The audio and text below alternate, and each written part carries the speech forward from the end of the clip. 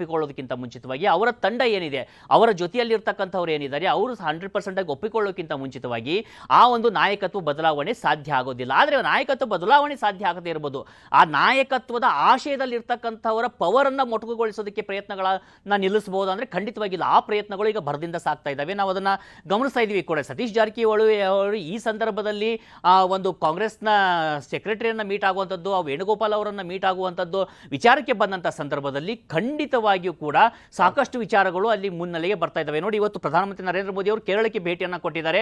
ಇಲ್ಲಿ ಕಮ್ಯುನಿಸ್ಟ್ ಆಡಳಿತದಿಂದ ಜನ ಬೇಸತ್ತೋಗಿದ್ದಾರೆ, ಬದಲಾವಣೆಯನ್ನು ಬಯಸ್ತಾ ಇದ್ದಾರೆ ಅಂತ ಹೇಳ್ತಾ ಇದ್ದಾರೆ. ಅಂದರೆ ಪ್ರಧಾನಮಂತ್ರಿಗಳ ಮಾತನ್ನು ಹೇಳ್ತಾ ಇದ್ರೆ ಅಲ್ಲಿ ಬದಲಾವಣೆ ಅಂತ ಬಂದಾಗ ಅದು ಬಿಜೆಪಿ ಬರುತ್ತಾ?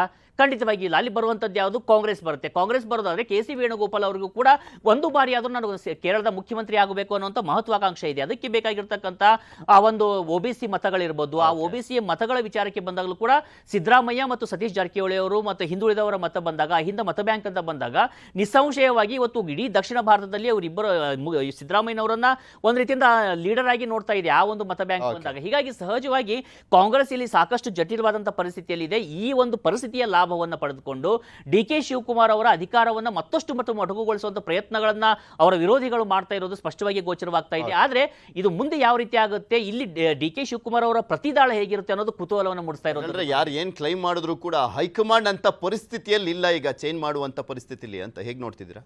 ನಿಮಗೆ ಸತೀಶ್ ಜಾರಕಿಹೊಳಿ ಎಲ್ಲರೂ ಹೇಳ್ತಾರೆ ನಾನು ಹಂಗೆ ಮಾಡಿದೆ ಹಿಂಗೆ ಮಾಡಿದೆ ಅಂತ, ಅವ್ರು ಹೇಳ್ದಲ್ಲೇ ಮಾಡ್ತಾರೆ.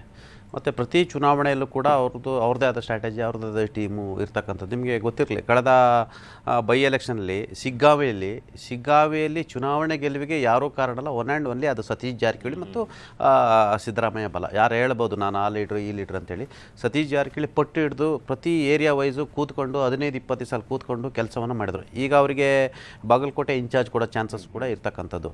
ನೀವು ಕಳೆದ ಬಾದಾಮಿ ಚುನಾವಣೆಯಲ್ಲೂ ಕೂಡ CMದು ಕೆಲಸ ಅರ್ಧ ಮಾಡಿದ್ದೇ ಅವರು. ಸತೀಶ್ ಜಾರಕಿಹೊಳಿ ಅಲ್ಲೇ ಕೂತ್ಕೊಂಡು ಏನು ಸ್ಟ್ರಾಟಜಿ ಮಾಡಬೇಕು ಅವ್ರು ಮಾಡಬೇಕು. ಆಮೇಲೆ ಅವ್ರ ಕ್ಷೇತ್ರಕ್ಕೆ ಹೋಗದಲ್ಲೇ ಒಂದು ದಿನವೂ ಪ್ರಚಾರಕ್ಕೆ ನಾಮಿನೇಷನ್ ಮಾಡಿ ಬಂದ ಮೇಲೆ ಒಂದು ದಿನಕ್ಕೂ ಕೂಡ ಪ್ರಚಾರಕ್ಕೆ ಹೋಗೋದಲ್ಲೇ ಅವರ ಫಾಲೋವರ್ಸು ಚುನಾವಣೆ ನಡೆಸಿರ್ತಕ್ಕಂಥ, ಅಂದರೆ ಆ ಮನುಷ್ಯಂದು ಸ್ಟಫ್ ಇದೆ ಅನ್ನೋದು ಇರ್ತಕ್ಕಂಥ. ನಿಮಗೆ ಗೊತ್ತಿರಲಿ, IAS, IPS ಮತ್ತು UPSC ಎಕ್ಸಾಮ್ಗಳಿಗೆ ಮತ್ತು ಕರ್ನಾಟಕದಲ್ಲಿರ್ತಕ್ಕಂಥ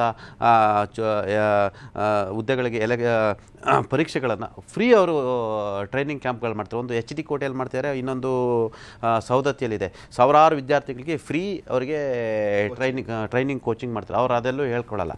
ನಿಮಗೆ ನೋಡಿ, ಸತೀಶ್ ಜಾರಕಿಹೊಳಿ ಹೋಗಿ ವೇಣುಗೋಪಾಲ್ ಭೇಟಿ ಆಗ್ತಾರೆ ಅಂತ ಹೇಳಿದ್ರೆ ಅವರಿಗೆ ಖರ್ಗೆ ACC ಅಧ್ಯಕ್ಷರ ಮೇಲೆ ವಿಶ್ವಾಸ ಇಲ್ಲ ಅಂತ ಅರ್ಥ. ಅದರ ಅರ್ಥ ಏನಂತ ಹೇಳಿದ್ರೆ ACC ಅಧ್ಯಕ್ಷರು ಔಟ್ ಆ್ಯಂಡ್ ಔಟ್ ಎಲ್ಲ ಒಂದು ಕಡೆ DK ಶಿವಕುಮಾರ್ ಪರವಾಗಿದ್ದಾರೆ. DK ಶಿವಕುಮಾರ್ ಪರವಾಗಿರೋ ಕಾರಣಕ್ಕೆ ಅವ್ರ ಮಗ ಪ್ರಿಯಾಂಕ್ ಖರ್ಗೆ ಅವರು ಓಪನ್ ಆಗಿ CM ವಿರುದ್ಧ ಪರೋಕ್ಷವಾಗಿ ವ್ಯಂಗ್ಯ ದಾಟಿಯಲ್ಲಿ ಮಾತನಾಡ್ತಾರೆ, ಅವರ ಕುಟುಕ್ತಾರೆ, ತಿರುಗೇಟನ್ನು ಕೊಡ್ತಾರೆ ಮತ್ತು ಓಪನ್ ಆಗಿ ಅವ್ರ ಜೊತೆ ಮೀಟಿಂಗ್ಗಳು ಮಾಡ್ತಾರೆ ಅಂತ ಆ ಸತ್ಯ ಕೂಡ ಅವರಿಗೆ ಗೊತ್ತಿರ್ತಕ್ಕಂಥ. ಹಾಗಾಗಿ ಎಲ್ಲೊಂದು ಕಡೆ ಇವತ್ತು ಹೈಕಮಾಂಡ್ನಲ್ಲಿ ಮೋಸ್ಟ್ ಪವರ್ಫುಲ್ ಅಂತ ಹೇಳಿದ್ರೆ ರಾಹುಲ್ ಗಾಂಧಿ, ಪ್ರಿಯಾಂಕಾ ವಾದ್ರಾ, ಸೋನಿಯಾ ಗಾಂಧಿ ಬಿಟ್ಟರೆ ನೆಕ್ಸ್ಟ್ ಇರ್ತಕ್ಕಂಥ KC ವೇಣುಗೋಪಾಲ್ ಅವರು. ಸ್ವತಃ ಮಲ್ಲಿಕಾರ್ಜುನ್ ಖರ್ಗೆ ಹೇಳಿದ್ರೆ ಹೈಕಮಾಂಡ್ ನಾನು ಮಾತಾಡಿಸ್ಬೇಕು ಅಂತ ಹೇಳಿರ್ತಕ್ಕಂಥದ್ದು. ಇದು ಕಾಂಗ್ರೆಸ್ ವಲಯದಲ್ಲಿ ನಡೀತಿರ್ತಕ್ಕಂಥ ಚರ್ಚೆ, ನಾನಲ್ಲ ಹೇಳ್ತಿರೋದು, ಕಾಂಗ್ರೆಸ್ ವಲಯದಲ್ಲಿ ಚರ್ಚೆ ಆಗ್ತಿರ್ತಕ್ಕಂಥದ್ದು. ಎಲ್ಲೊಂದು ಕಡೆ ಮಲ್ಲಿಕಾರ್ಜುನ್ ಖರ್ಗೆ ಅವರಿಗೆ ತಮ್ಮ ಪುತ್ರ ಪ್ರಿಯಾಂಕ್ ಖರ್ಗೆ ಅವರನ್ನ DCM ಮಾಡಬೇಕಂತ ಕನಸು ಕಾಣ್ತಿರ್ತಕ್ಕಂಥದ್ದು. ಇದೇ ಮಲ್ಲಿಕಾರ್ಜುನ್ ಖರ್ಗೆ ಅವರು SM ಕೃಷ್ಣ ಸರ್ಕಾರದಲ್ಲಿದ್ದರು. ಅವತ್ತು SM ಕೃಷ್ಣ ಸರ್ಕಾರದಲ್ಲಿ SM ಕೃಷ್ಣ ಬಿಟ್ಟರೆ DK ಶಿವಕುಮಾರೇ ಮೋಸ್ಟ್ ಪವರ್ಫುಲ್ ಇದ್ದರು. ಮಲ್ಲಿಕಾರ್ಜುನ್ ಖರ್ಗೆ ಹೋಮ್ ಮಿನಿಸ್ಟರ್ ಇದ್ರು ಕೂಡ DK ಶಿವಕುಮಾರ್ ಮೋಸ್ಟ್ ಪವರ್ಫುಲ್ ಇದ್ದರು. ಎಲ್ಲೊಂದು ಕಡೆ ಅವತ್ತು ಇವ್ರಿಗೆ ಮುಖ್ಯಮಂತ್ರಿ ಆಗ್ಲಿಕ್ಕೆ ಆಗಲಿಲ್ಲ, ಅವಕಾಶ ಆಗಲಿಲ್ಲ. ಅವತ್ತಿನ ಅಹಮದ್ ಪಟೇಲ್ ಲಾಬಿಯನ್ನು ಕಾಂಗ್ರೆಸ್ ಒಳಗಿನ ಹೈಕಮಾಂಡ್ ಲಾಬಿಯನ್ನು ಬಳಸ್ಕೊಂಡು ಮುಖ್ಯಮಂತ್ರಿ ಆಗಲಿಕ್ಕೆ ಅವತ್ತು SM ಕೃಷ್ಣ ಸಕ್ಸಸ್ ಆದರು. ಆ ಮುಖಾಂತರ ಮಲ್ಲಿಕಾರ್ಜುನ್ ಖರ್ಗೆ ಕನಸು ಅವತ್ತು ಕಮರೆ ಹೋಯಿತು. ಅವತ್ತು ಖರ್ಗೆ ಹೋದ ಕನಸು ಇವತ್ತವರೆಗೂ ರಾಜ್ಯದ ಮುಖ್ಯಮಂತ್ರಿ ಆಗ್ಲಿಕ್ಕೆ ಆಗಲ್ಲ. ಮುಂದೆ ಕೂಡ ಏಜ್ ಈಗ 83 ಇಯರ್ಸ್ ಇರ್ತಕ್ಕಂಥವ್ರು ಮುಖ್ಯಮಂತ್ರಿ ಆಗ್ತಕ್ಕಂಥದ್ದು ಬೇರೆ ಬೇರೆ ರೀತಿ ಚರ್ಚೆ ಆಗ್ತಿರ್ತಕ್ಕಂಥದ್ದು. ACC ದೊಡ್ಡ ಹುದ್ದೆಯನ್ನು ಅಲಂಕರಿಸ್ತಾರೆ. ಹಾಗಾಗಿ ತಮ್ಮ ಕನಸನ್ನು ಮಗನ DCM ಮಾಡೋ ಮುಖಾಂತರ ಆ ಕನಸನ್ನು ಕಾಣ್ತಿದ್ದಾರೆ. ಆ ಕನಸು ಕಾಣಬೇಕಂತ ಹೇಳಿದ್ರೆ DK ಶಿವಕುಮಾರ್ ಅವರು ಮುಖ್ಯಮಂತ್ರಿ ಆಗಬೇಕಂತ ಅವರ ಇಚ್ಛೆ. ಹಾಗಾಗಿ ಅವರು ಮೌನವಾಗಿದ್ದಾರೆ, ಮಗ ಮಾತನಾಡ್ತಿದ್ದಾರೆ. ಮಗ ನೋಡಿ, ನಿಮಗೆ ರಾಜ್ಯಪಾಲರು ಬರ್ತಕ್ಕಂಥ ಒಂದು ಅಧಿವೇಶನ ನಡೀತಿರೋ ಸಂದರ್ಭದಲ್ಲಿ ಅವ್ರು ಪರಮೇಶ್ವರ್ ಸೇರಿದ ಅನೇಕರು ಮಾತನಾಡುವಾಗ ಹಿಂದೆ ಬಂದಿರ್ತಾರೆ. ಅವರು ಪ್ರಿಯಾಂಕರ್ಗೆ ಎಷ್ಟು ಸೂಪರ್ ಫಾಸ್ಟ್ ಇದ್ದಾರೆ ಅಂತ. ಅವರು ರಾಜ್ಯಪಾಲರನ್ನ ಬಿಡಲ್ಲ, ರಾಷ್ಟ್ರಪತಿಗಳನ್ನ ಬಿಡಲ್ಲ, ಪ್ರೈಮ್ ಮಿನಿಸ್ಟರ್ಗಳನ್ನ ಬಿಡಲ್ಲ, ಆಯಿತಾ. ಅವರು ಬಹುಶಃ ಅಂತಾರಾಷ್ಟ್ರೀಯ ಅಥವಾ ರಾಷ್ಟ್ರೀಯ ನಾಯಕರ ಅನ್ನೋ ರೀತಿಯಲ್ಲಿ ಒಬ್ಬ ಈ ದೇಶದ ಪ್ರಧಾನಮಂತ್ರಿಗಳನ್ನು, ರಾಷ್ಟ್ರಪತಿಗಳನ್ನ ಎಲ್ಲರೂ ಕೂಡ ಮೊದಲು ಏಕಾಏಕಿಗೆ ಟೀಕೆ ಮಾಡ್ತಾನೆ ಇರ್ತಾರೆ. ಅಂದರೆ ಅವರು ತುಂಬ ಸೂಪರ್ ಫಾಸ್ಟಾಗಿ ಗಾಡಿ ಓಡಿಸ್ತಾ ಇದ್ದಾರೆ.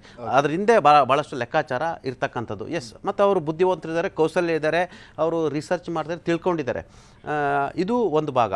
ಮತ್ತೊಂದು ಕಡೆ ಸತೀಶ್ ಜಾರಕಿಹೊಳಿ ಹೋಗಿ ವೇಣುಗೋಪಾಲರ ಭೇಟಿ ಆಗ್ತೀರಾ ಅಂತ ಹೇಳಿದ್ರೆ ನಿಮ್ಗೆ ಎಲ್ಲ ಹುದ್ದೆಯನ್ನು ಅವ್ರಿಗೆ ಕೊಡ್ತೀರಾ.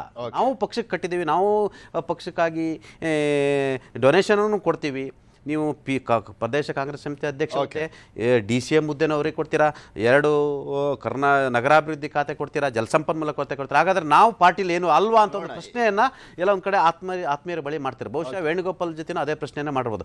ಸದ್ಯದ ಮಟ್ಟಿಗೆ ಈಗಾಗಲೇ ಮತ್ತೆ ಚೀಫ್ ಮಿನಿಸ್ಟರ್ ಹುದ್ದೆಯನ್ನೆಲ್ಲ ಒಂದು ಕಡೆ ಹೈಕಮಾಂಡ್ ನನಗೆ ಮೋಸ ಮಾಡಲ್ಲ ಅಂತೇಳಿ ನಾನು ಭರವಸೆ ಇದೆ ಅಂತೇಳಿ ನಿನ್ನೆ ದಾವೋಸ್ನಲ್ಲಿ ಕೂಡ ಹೇಳಿದ್ದಾರೆ. ಯಾರು DK ಶಿವಕುಮಾರ್ ಅವರು ವಿತ್ ಮೈ ನಂಬರ್ಸ್ ಅಂತ ಕೂಡ ಹೇಳಿರುವಂತ ನೋಡೋಣ ಏನಾಗುತ್ತೆ ಅನ್ನುವಂತ. ಧನ್ಯವಾದ ಗುಡಿಯಾಗೆ ಪಟ್ಟರೆ ಜಾಯ್ನ್ ಆಗಿ ಚರ್ಚೆಯಲ್ಲಿ ಭಾಗಿಯಾಗಿದ್ದಕ್ಕೆ. ಇದಾಗಿತ್ತು ಇವತ್ತಿನ ಮಾತುಕತೆ. ನೋಡ್ತಾರೆ ನ್ಯೂಸ್ 18 ಜಾಲ ನಮ್ಮದು, ಬಲ ನಿಮ್ಮದು.